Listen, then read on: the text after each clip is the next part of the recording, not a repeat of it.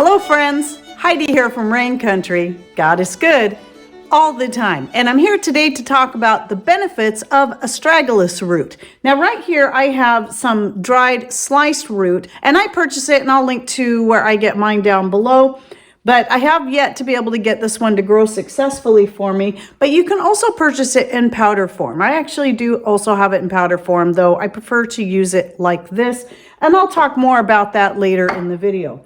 So before I get into the benefits of astragalus, let me remind you that especially if you're new to my channel, that I have a whole very long playlist that has at least 78, maybe going on 80 videos now in it on the benefits of various herbs, roots, spices, and more. And so I'll be linking to the full playlist in the description box down below. So if you're on a computer, you'll click on that long horizontal box you'll see just below the video screen. Click anywhere on that box. And if you're on a smart device, you'll probably find something down over here in this corner. I think now on most devices now it's simply the word more, but it can also look like a little gray triangle pointing downwards, and just touch that to open up the description box to find all the links and other information I put down there. So let's get to my list here. So the astragalus is a perennial, is also known as Mongolian or Chinese milk vetch, and it is a legume. So it actually does get little pods on it like any kind of bean or pea would. And it's the root that is used on the plant. Now I'm going to be showing some photos of the plants, including some photos of the flowers. To be honest, I wasn't absolutely certain which flower is going to be the most common for this specific type of astragalus that we're talking about here, but I believe it is the yellow flower, but it could be all of them, the purple, the pink. I just noticed that some of the flower formations looked a little different from plant to plant. So just make sure that if you're buying the seed to grow it, or you're buying the root, make sure you're going by the name Astragalus membranaceus, and that should help you make sure you get the right one. I'm not going to list off all the different nutrients because it is full of a lot of great compounds, very high in many phytochemicals, flavonoids, and amino acids, a lot of amino acids in there. So the benefits are like right at the top. I mean, just generally speaking, it is a great adaptogen, just like ashwagandha and maca root and more. And what that does is it helps your body to adapt to stress, to be able to counteract the stress. And it doesn't matter what type of stress. It can be a physical stress, an emotional stress, a chemical stress, whatever stress is being put on your body.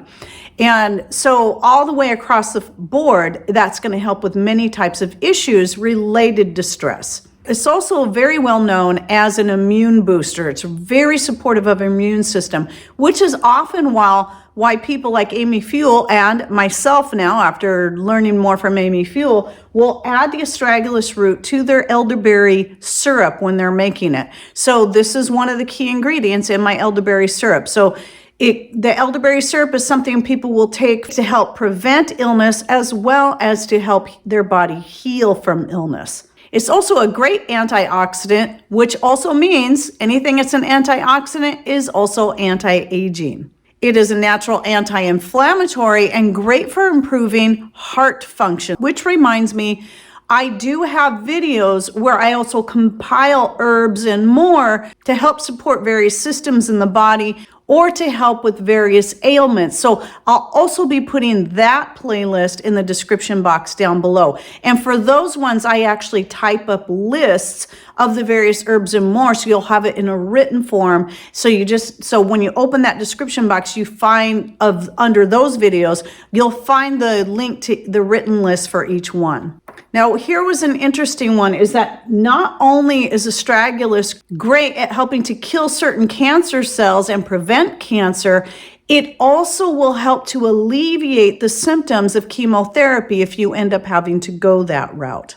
It's a great one for diabetics because it helps to control your blood sugar levels, and also, with that in mind, is helpful at preventing diabetes in the first place. It's great for kidney function, which would tell me usually anything that's good for the liver is good for the kidney. And if it's good for the kidney, it's good for the liver. So I would say it probably crosses over. In fact, I did just do a video on liver health, and I believe I did mention the astragalus in that list. It's helpful with symptoms of chronic fatigue. Well, it's actually great for alleviating fatigue in the body anyway. And though I didn't put fibromyalgia in this list, I would also think that would go hand in hand. Usually chronic fatigue syndrome, anything that's helpful for one is helpful for the other. And again, I just did a video on seasonal allergies. This is a good one for just allergies in general, alleviating the symptoms of, especially with those seasonal allergies. And this is that time of year people are starting to get that have hay fever and whatnot. You need that little boost. So don't forget, check out that other playlist, because I do have a video just on herbs and more for seasonal allergies. It also protects your brain health. Also very important there. Used both internally and externally, it is helpful at wound healing and minimizing scarring. It helps to treat colds and flus, which is another reason why it's added to your elderberry syrup or any other type of cold or flu remedy you prefer to make. And it's very useful for those with chronic asthma and can be used as a supplemental treatment for asthma. It helps to promote good sleep and increases energy and stamina.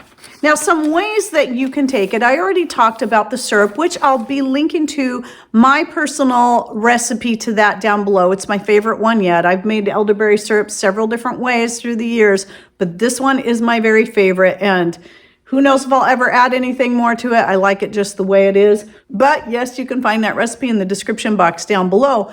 But other ways that I use it quite often, actually more frequently, because I drink teas far more than I take the syrup, and that is in the form of a tea. I'll often, when I'm making a pot of my various herbal teas, take 1, 2, 3, just depending on my mood or what I think I need at the time, chunks of these roots, and I'll throw them into the tea. And that's something I'm going to simmer, do more of a decoction. Whenever you're talking roots, woody items like whole cloves, cinnamon sticks, dried roots like this, even ginger, ashwagandha, and more, you want to simmer those for a while, because it's really going to help pull out the constituents within those things and be more useful to you. And then if you're wanting to, like I like to do, also sometimes add more delicate herbs, like maybe I want to throw in a little bit of peppermint for flavor, or I want to throw in some dried echinacea leaves and flowers, then that's something I'll do after I've simmered it for a while. Then I'll toss in the more delicate herbs and while it's good and hot, and remove it from the heat, or at least set it up higher away from the heat source so at least stays warm, because I don't want to cook those items.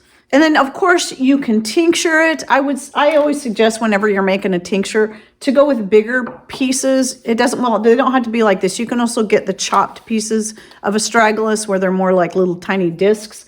Whenever I'm making a tincture or some kind of extract, I prefer using pieces rather than powders, because then I can strain those out easy enough. The powder is great if you're wanting to encapsulate it, or even if you're wanting to take it because you're wanting to get away from having the hassle of making capsules or buying the empty capsules.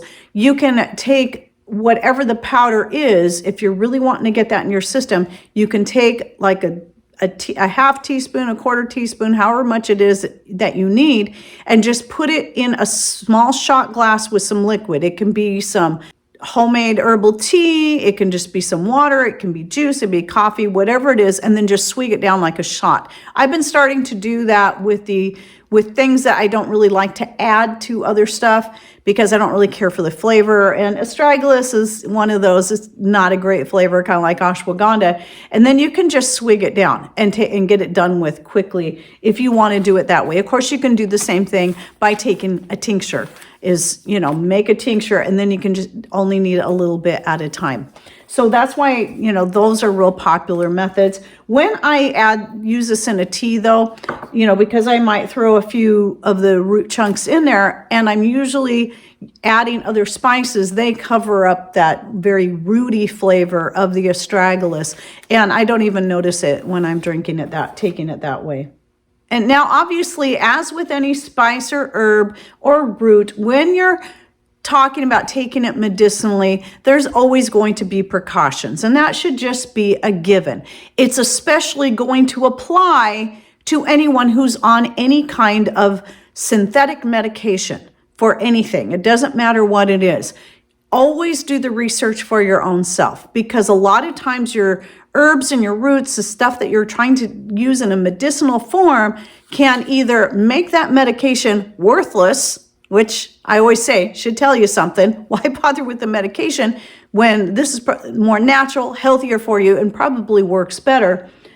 Or if you're allergic to something, that's another thing you need to watch out for. But especially with anything like Astragalus or anything that's very immune boosting, those who have autoimmune diseases may have to be a little more careful with such things. You may want to talk to your doctor. Hopefully it's a naturopathic doctor who understands about these kind of things before you get into looking at taking these in medicinal doses. Well, and as far as doses go on this, I do try to think to look up specific doses. I just do what feels right to me, but I couldn't find anything really specific because nothing's really been outlined. In fact, I found a site that said that there's no official dosage. But what they did give me in numbers was, but 9 to 30 grams daily is typical. To me, that sounds like a pretty big difference, 9 to 30. So just like with anything, you got to just kind of listen to your body. Always start with the smallest amount and work your way up.